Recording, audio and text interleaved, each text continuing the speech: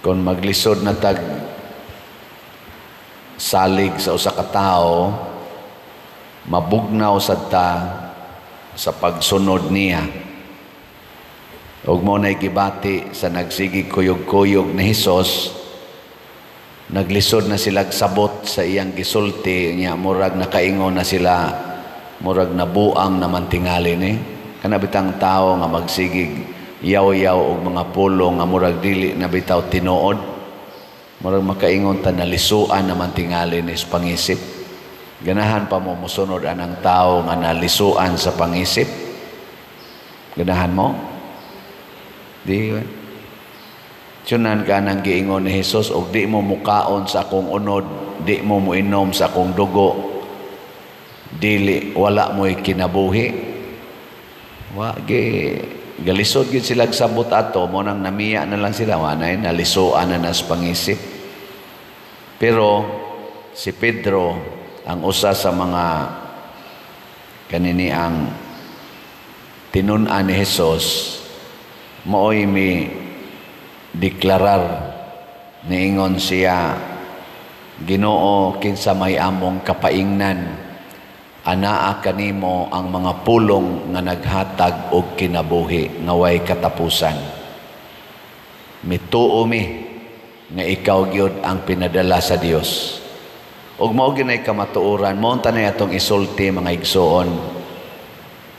Nanglitan ron, kulatahon kas imong bana, nya kinasal mo, nya moingon ra ang Ginoo, kung tamparuson imong pikas aping patamparos ang pikas, dili man nato masabtan. Pero ayan na lang na siya og analysa. Ang ato ra yung isulti, pulong manis Ginoo, maghatag gid ni kinabuhi nga way katapusan. Amo na kada adlaw lagom kag naong. Ya okay na nimo. Okay? Hindi man mo maningog. Awan ha gid eta mo to anang murag katuhuan. Sama pananglitan mo ingon tag 20 ang kilos bugas. Mo tuo mo ana. Tuo dili. Nga. Ug ako inyong padaugon. Ako gid mong alagaran.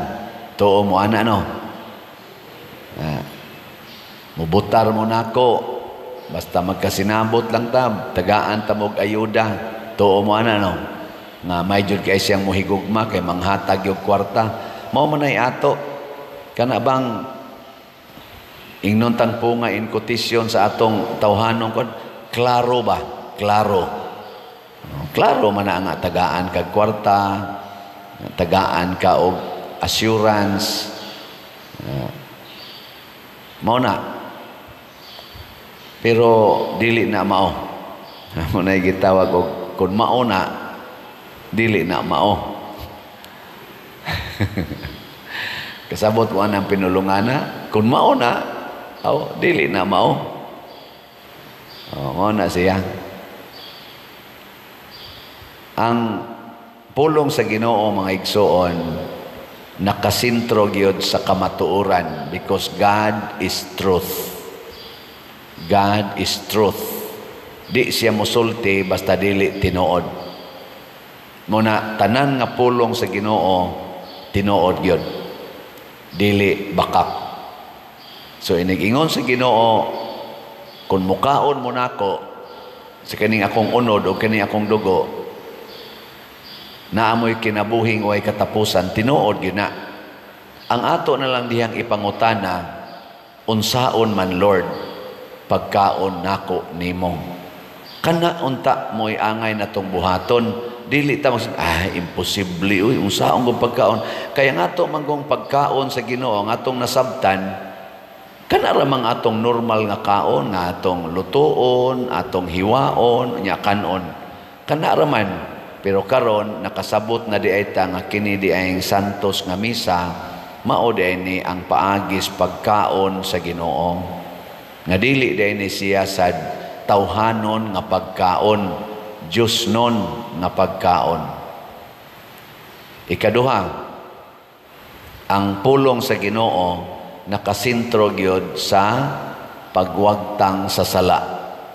So kung maghisgot siya kamatayon, muingon gani siya nga dili na mo mamatay, di na pasabot nga dili mo hunong atong ginhawa dinhis kalibutan.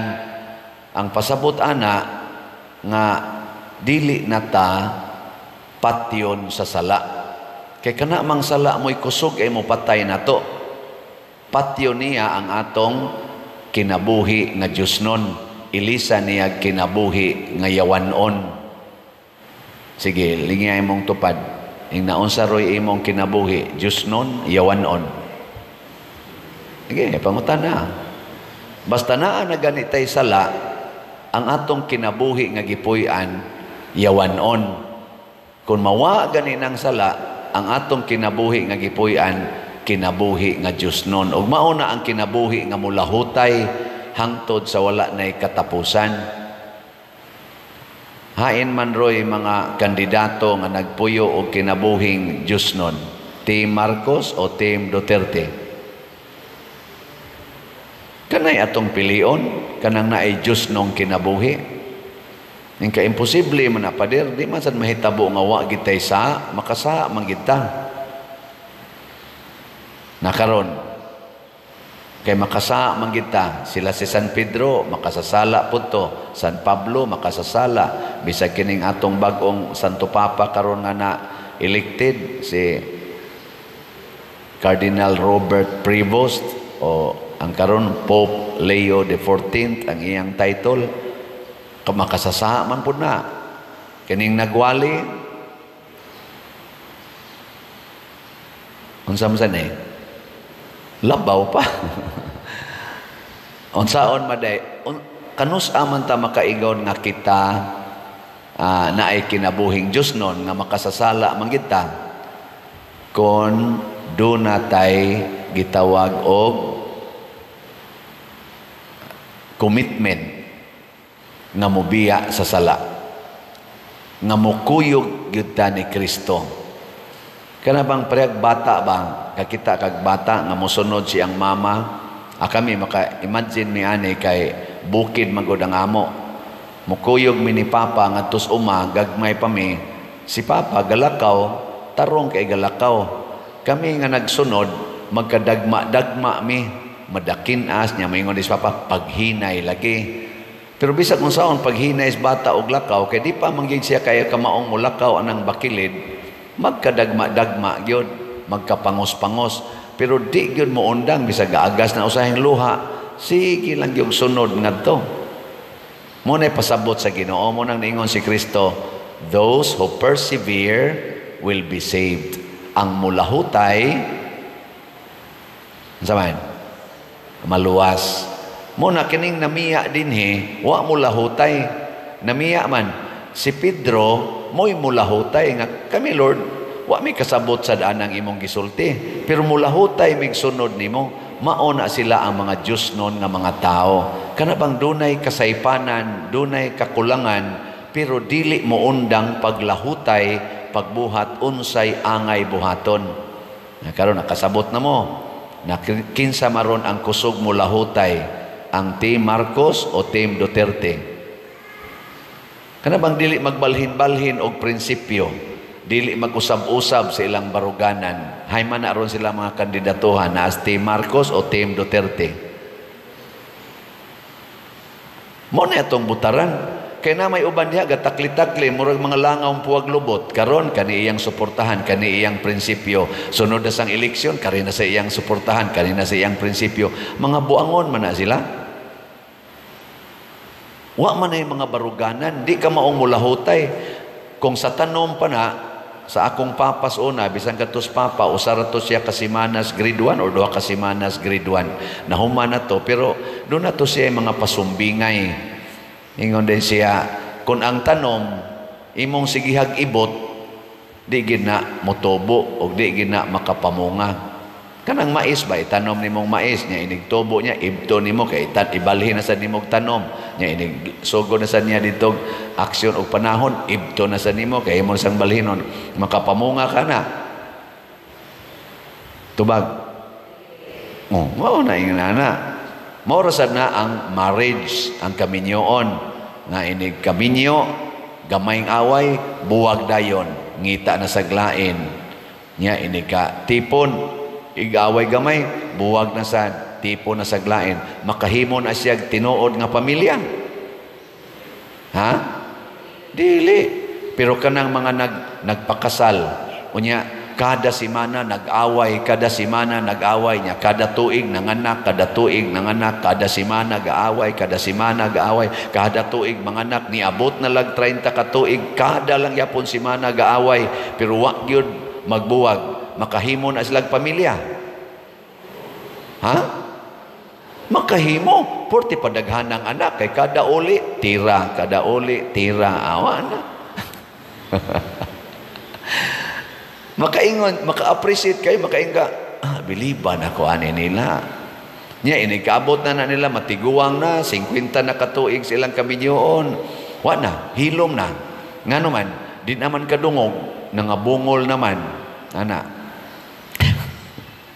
Ang uban, di nakakita. Sa isinta na katuig sa kaminyoon, malinaw na kay sila. Makabot yun ang kalinaw, kay ni persevere, nilahutay.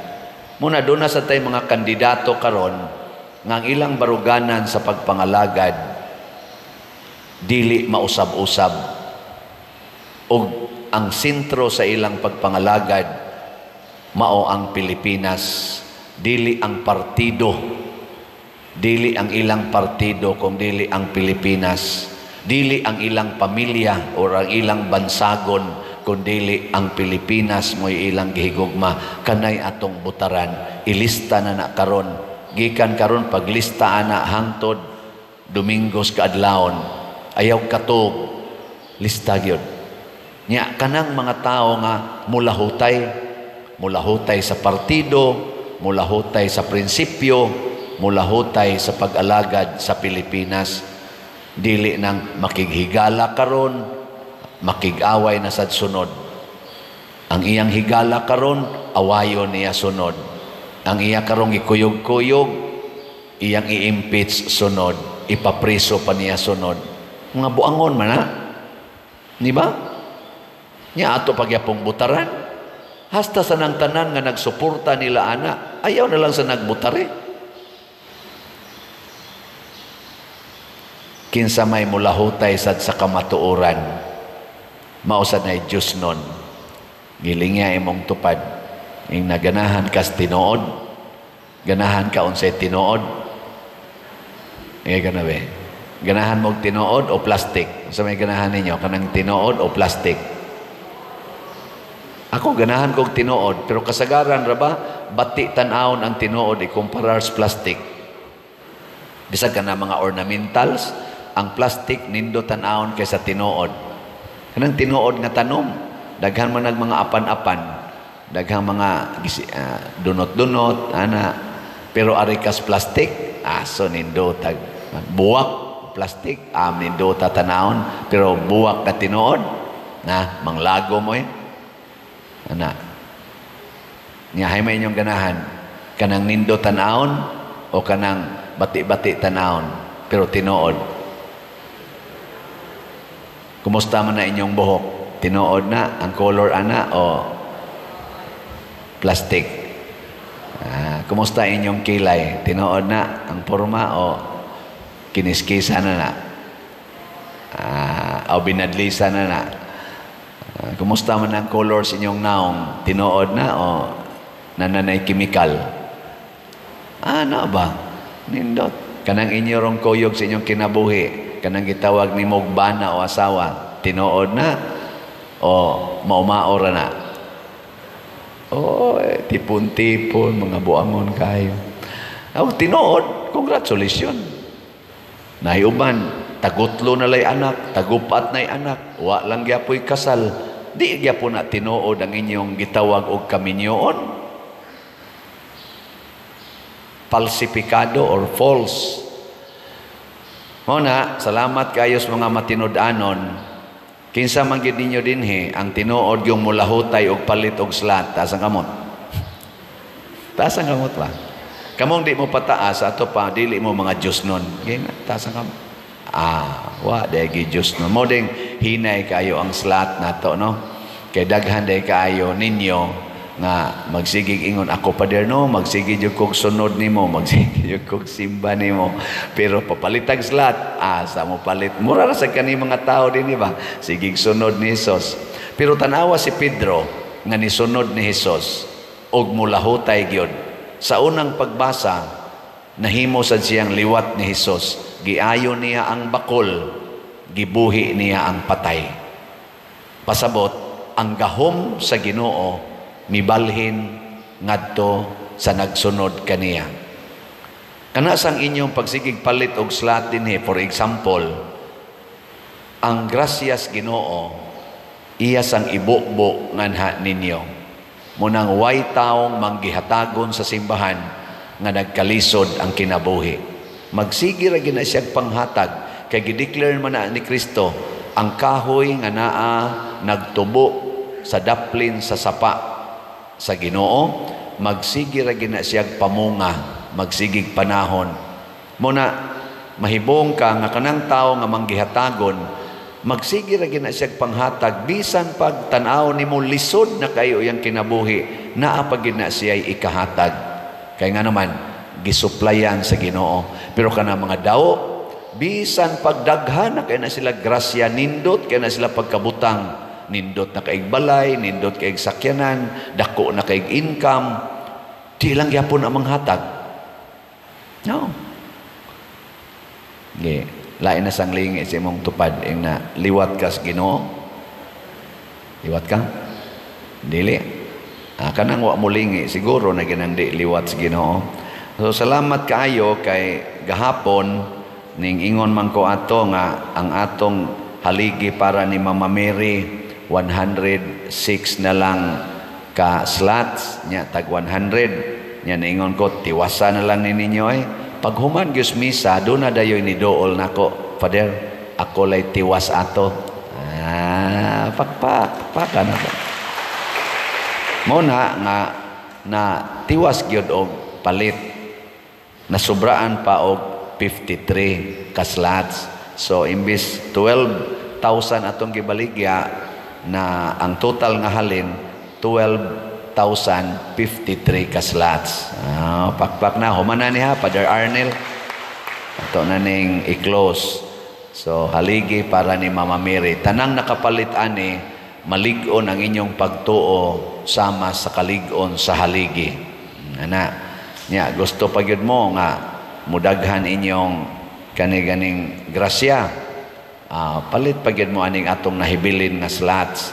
Ang SBF DAG or San Vicente Ferrer Daily Abundant Graces naapay 3,503 ka slots nga available, nga tag 500 pesos per slot. Nya doon na ni 16 slot challenge nga tag 8,000 per challenge. 527 na sad ang atong nadawat. Nya kining atong God's Healing and Deliverance Powers, GHDP, ato ning gamiton para sa paghatag sa mga prizes atong mga midaog, winners o consolation prizes, mao na lay ato rong obligasyon. So naapatay 26,592 ka slots nga available, tag 100 pesos per slot. Nya doon na ni 12 slot challenge nga tag 1,200, mga 1,324 na sad ang atong nadawat. Pagkanindota og mao ni atong kanunay nga buhaton. Dili kay daghan ang mamalit. Daghan mong nagsunod nako, kaya nga akong YouTube channel karon na may 249,000 ka mga subscribers. Bisag ato lang ibutang og 50% ana maminaw gyud. Nang uban na igora ni subscribe, dili mo tan-aw. 50% lang kanindot unta, no? Kung mamalit gid silag slot, tag 100 pesos lang. Dali ra kayong mahurot, pero kakinahanglan lagi tag pagtuo. Dili ta unta mo give up kung wa na ta kasabot. Usahay mo yung ta, sige baligya slot, sige baligya slot, unsaon ng slot? Ana, ayaw, parihar sa na nimo, sige kaligo sige kaligo, kasabon, kas tubig. Tingba na lang nagkaligo, igdayong kamatay. Ana ka, di oy, kada gyud adlaw, napamangyausay, kaduha maligo sa kadlaw. Kaya nga naman, sige man yung buling. Yang ano sige sa tagpalit og slat, kay sige sa taghatag o kaayuhan sa atong katilingban. Karong eleksyon, atong iyampo. Kay ang atong kumilik, gibatikos og maayo. Ako lang hinganlan din ang na social media, kanang garali si Attorney Glenn Chong, kanang propagator anang iyang advokasya for clean and honest elections. Iyang gi-accuse ang Comelec since 2012 ba to? Hangtod karon ang Comelec kuno daghag anomalya. Na ako lang ning gi-highlight kay talagsaon kay iyang gibuhat. Dito siya sa atubangan sa Comelec atong niaging adlaw o pila ka adlaw og iyang gihagit ang atong chairman sa Comelec og silang tanan nga paili kog kaso kay gi-accuse ta mo nga naamoy mga anomalya. Wa pa jud kuno ni file niya kaso. Gahuwat siyang filean siya kaso kay aron adtos korte iyag-iyag niya tanan nga iyang nakitaan. Hangtod karon kanang atong bag-ong counting machine iyang gi-accuse nga naay anomalya. Pag-testing nila na siya'y gipang-site nga mga lugar o machine, number pagyud sa balot, testing balot, nga ang resulta, questionable. Mura sa tagmaguol, pero kay bao ko nga ang Comelec, gitudlo mo sa naslas Ginoo, maningkamot sa doon ta sila, nga mahatagan o gamayng katinawan kining maong mga akusasyon against sa ilang transparency o honesty sa ilang pag-ihap sa atong mga gitawag og sacred rights, kaning mga botos nga atong gihatag. Kaning mga accusation usahay sakto, usahay dili, pero tungod kay isog man kay ni si Attorney Glenn Chong nga musulti o gipakita gid in public, matud pa niya this kay attorney na siya, this is public accusation. Wa siya mahadlok anang iyang gihimong public accusation. Pasabot, doon na siya gibarugan nga lig-on. Hinaot unta nga tagaan sa nas Comelec og lig-on nga response. Pasabot, satisfying response in public. Aron kitang publiko, mahimo sad nga satisfied. Ug mao ni ang gitawag natong perseverance. Kung doon na may mga apan kaniadto, ato nang isettle karon. Unsaon pagsitol, ibase nato sa mga reactions gikan sa atong mga katawhan nga gialagaran.